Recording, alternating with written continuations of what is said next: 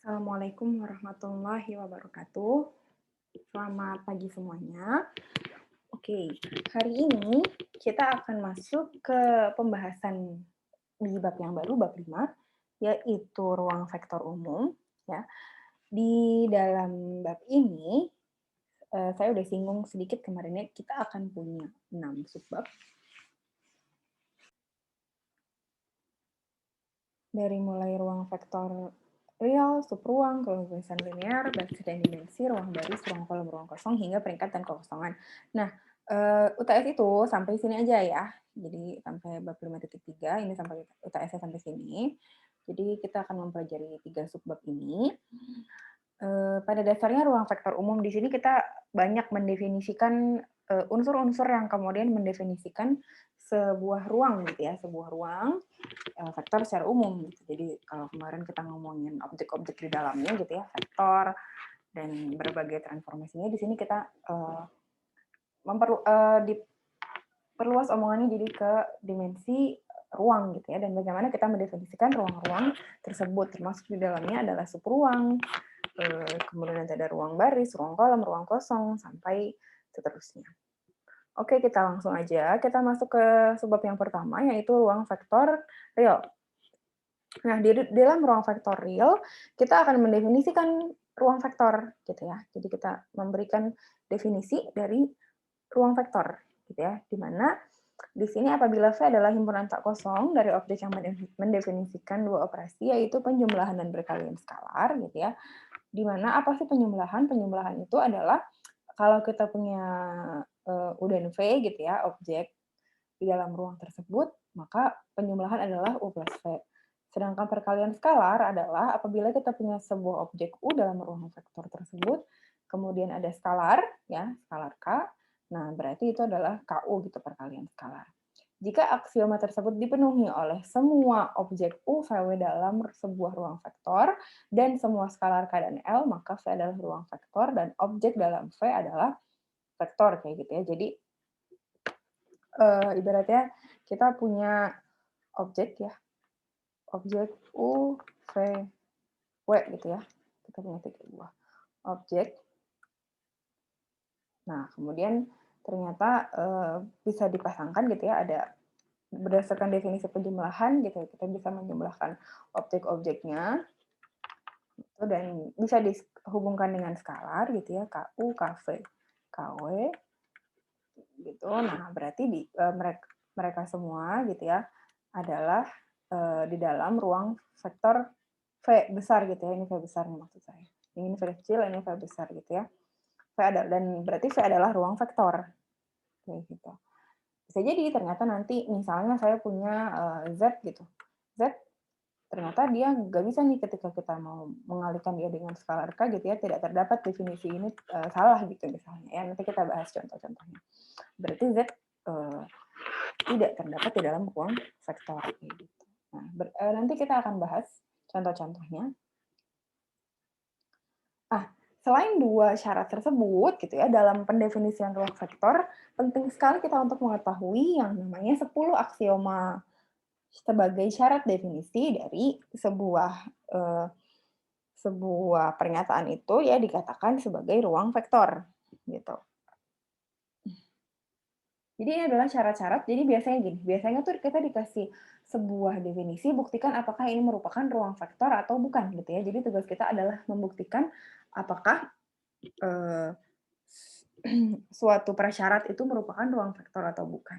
Nah, untuk membuktikan dia adalah ruang vektor atau bukan, ini 10-10-nya ini harus terbukti ya. Jadi 10-10-nya harus terbukti, sehingga kalau ada satu poin saja yang tidak terbukti, berarti dia bukan merupakan ruang vektor. Gitu ya.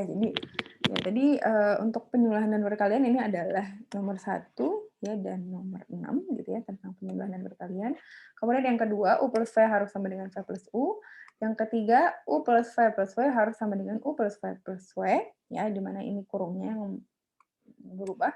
Kemudian yang keempat, vektor 0 dalam V dengan rotasi 0 gitu harus berlaku 0 plus U sama dengan U plus 0 sama dengan U. Ya, untuk semua objek dalam V. Kemudian yang kelima, kita ngomongin negatif ya, intinya kalau kita kasih negatif, dia harus berlaku U plus min U sama dengan 0. Yang ini tentang perkalian skalar ya, nomor 6. Yang ke-7, ke-8, ke-9 ini adalah tentang perkalian dengan skalar juga sebenarnya ya. Jadi hukum distributif ya, nomor 7 dan 8. Yang ini adalah kalau dia dikalikan dengan skalar, gitu ya. Kalau skalarnya di luar kurung sama disatuin kayak gini harus sama. Yang terakhir adalah perkalian objek dengan angka 1, ya harus sama dengan objek itu sendiri. Jadi saya sangat menyarankan untuk dihafalin gitu ya untuk 10 aksioma ini, karena ya ini menjadi dasar pendefinisian dari ruang vektor gitu ya. Jadi kalau bisa sih dihafalkan gitu ya.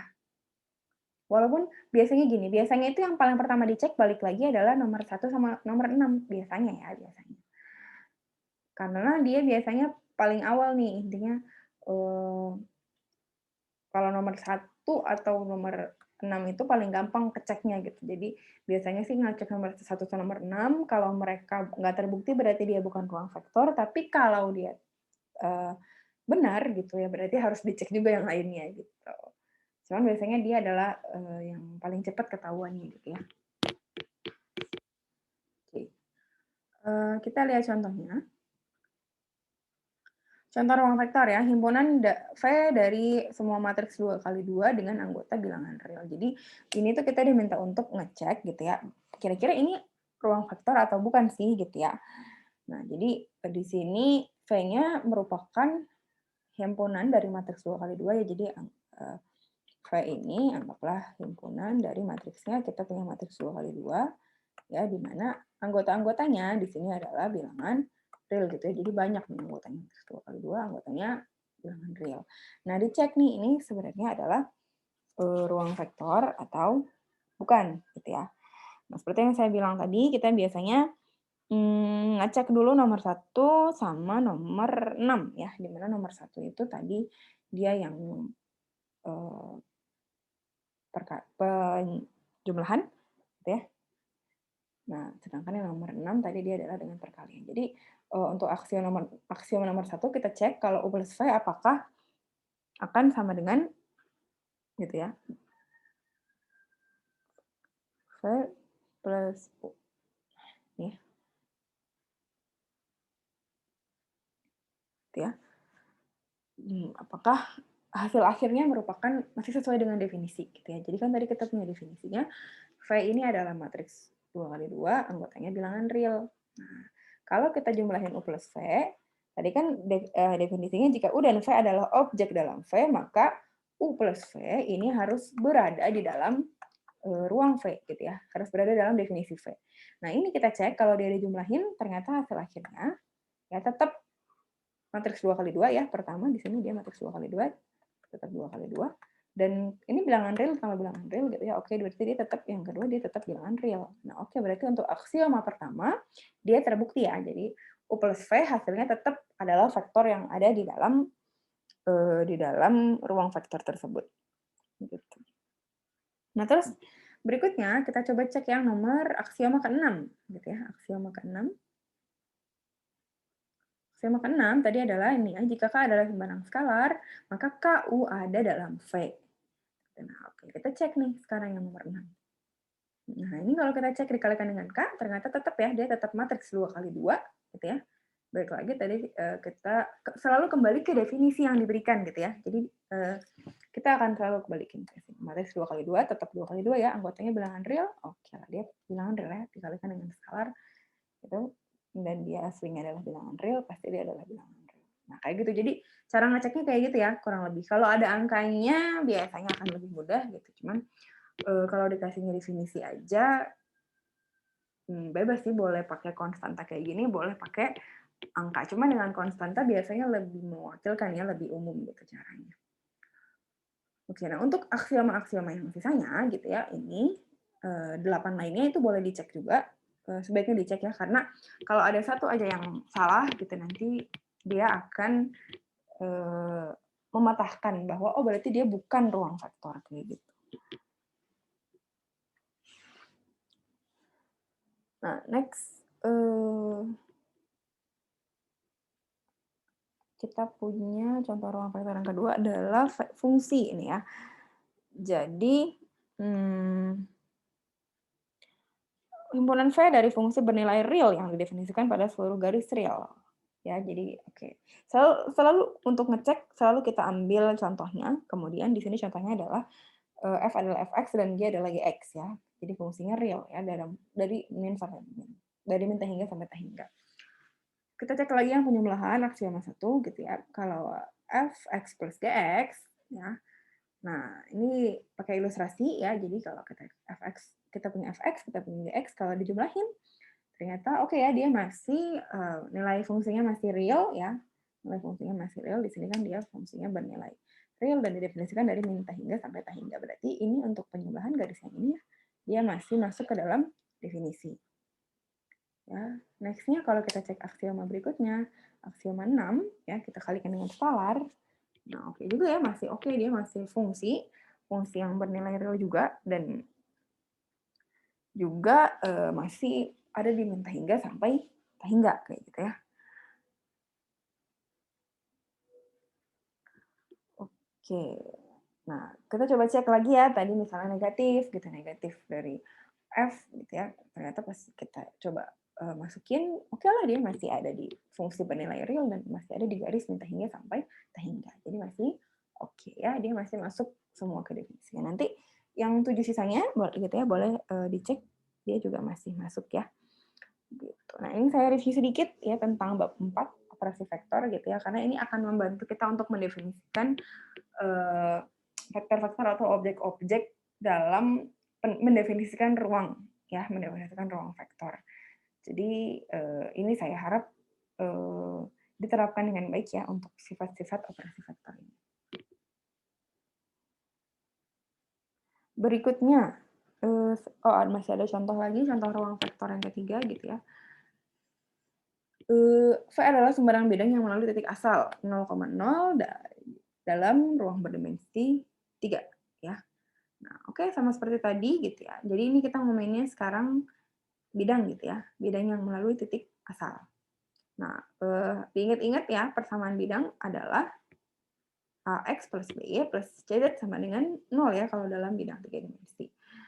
Nah, berarti gitu ya, kalau kita mau masukin titik-titik permisalan gitu ya, kalau kita mau ngecek bidangnya dan dia melalui 0,0 gitu ya, berarti kan kita akan punya misalnya U1-nya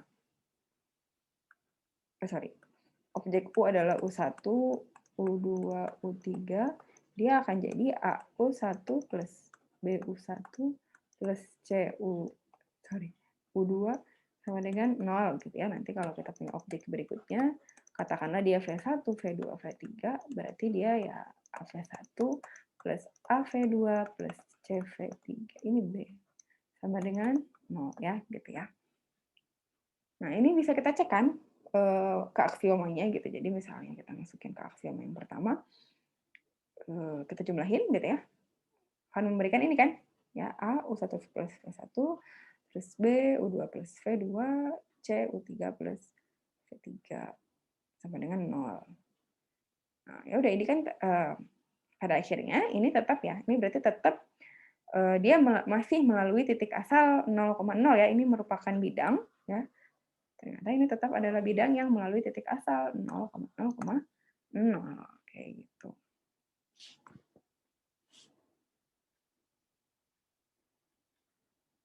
Sehingga dia masih terletak dalam bidang V gitu ya.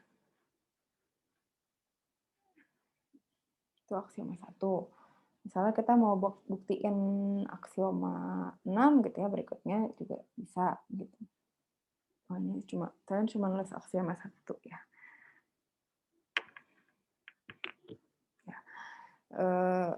Sama sih stepnya tinggal dibuktiin gitu ya. Kalau misalnya pengen buktiin aksioma 5 gitu ya, aksioma 5 tuh yang negatif ya, jadi aksioma 5 tuh negatif U gitu ya, akan sama dengan, saya lihat dulu aksioma 5 ya, aksioma min U plus U harus sama dengan 0 ya, yang aksioma 5. 5. Jadi aksioma 5. Nah, ini kalau kita masukin negatif U gitu ya, plus U, nah di sini kan juga kelihatan terbukti ya.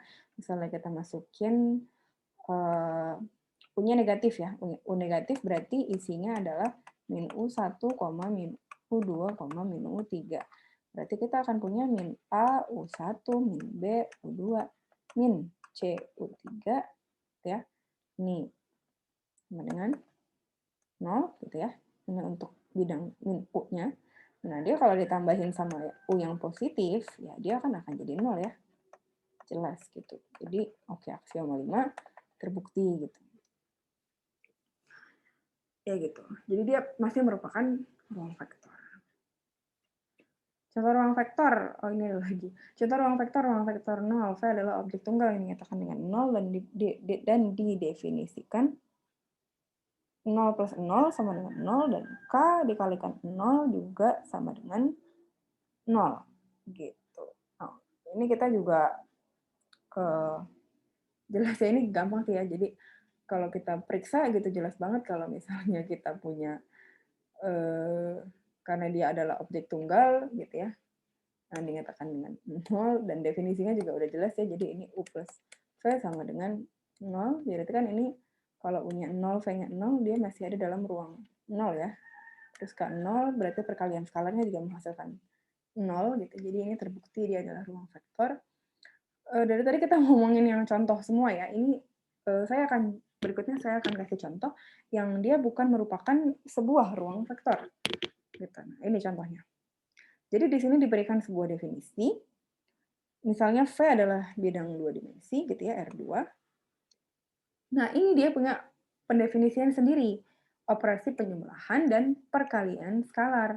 Jadi di sini pendefinisian penjumlahannya adalah ini ya, U plus V sama dengan U1V1, U2V2, tapi perkalian skalarnya adalah KU1 dikalikan 0. Kayak gitu ya. Nah, di sini sebenarnya kita udah bisa langsung lihat ya kalau kita balik ke 10 aksiomanya gitu ya. Kita bisa lihat sebenarnya ada nih satu nomor yang pasti langsung gagal gitu dengan definisi ini. Gitu. Jadi kalau kita buktiin pakai aksioma yang pertama gitu ya. Aksioma 1 yang penjumlahan, ya kan? Misalnya kita masukin berapa ya? 2, misalnya U-nya 2,4, kemudian V-nya min 3,5, terus kita ambillah misalnya K-nya 7 gitu ya. Nah, kalau kita masukkan aksioma 1, kan U plus V kita akan punya berarti sesuai definisi ini ya. Definisi ini dia penjumlahan biasa sebenarnya berarti min 1,9. Nah, min 1,9 ini masih ada ya di dalam definisinya. Terus kalau misalnya kita cek aksioma 6, K dikali U ya, di sini anggaplah K-nya 7, berarti 7 dikalikan dengan 2,4 gitu ya. Nah, ini kalau kita pakai cara biasa itu kan akan jadi 14,28 ya nggak? Tapi di sini jangan lupa gitu, dia di sini sudah mendefinisikan bahwa K dikali U akan jadi KU1,0 gitu. Jadi bukan ini jawabannya gitu. Tapi ini khusus dalam pendefinisian yang ini ya. Jadi jangan diambil secara umum. Ingat lagi bahwa ini khusus definisi yang ini, gitu. KU ini dia ternyata jadi 14,0 kayak gitu. Nah, ternyata kalau kita kembali ke aksioma 10, sebentar kita kembali dulu ke aksioma yang 10. Oke, ini 10 aksioma, saya kembali ke sini dulu ya. Jadi di sini lihat ya, nomor 10 itu 1 dikali U harus sama dengan U ya. Kelihatan nggak? Tadi kan pendefinisiannya itu untuk yang contoh yang tadi saya kasih bukan ruang vektor ya. K dikali U itu dia jadinya KU, 0 gitu kan. Nah, oke.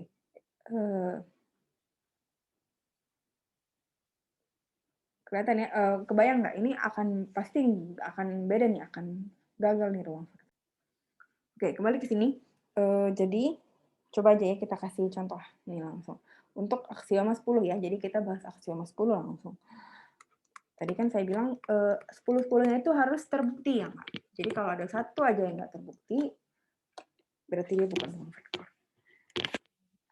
Aksioma 10 tadi adalah 1 dikalikan dengan U harus sama dengan U. Kita ambil contoh ya, kita ambil contoh. 2,4 aja lagi ya, 2,4. U. Dikalikan dengan 1 berarti kan. 1 dikalikan U. Berarti adalah 1 dikalikan dengan 2,4. Nah, sesuai dengan definisi yang ada di sini, berarti dia menjadi 2,0. Ini kan bukan U ya. Gitu. Jadi si aksioma 10 ini ternyata terbantahkan gitu dengan definisi yang ini. Jadi kalau kita ingin ditanya gitu ya, ini ruang vektor bukan sih, definisi ini itu adalah ruang vektor atau bukan, berarti ya dia bukan gitu. Bukan ruang vektor. Ya kayak gitu, mudah-mudahan terbayang kira-kira bagaimana sih kita harus mendefinisikan sebuah ruang vektor gitu ya.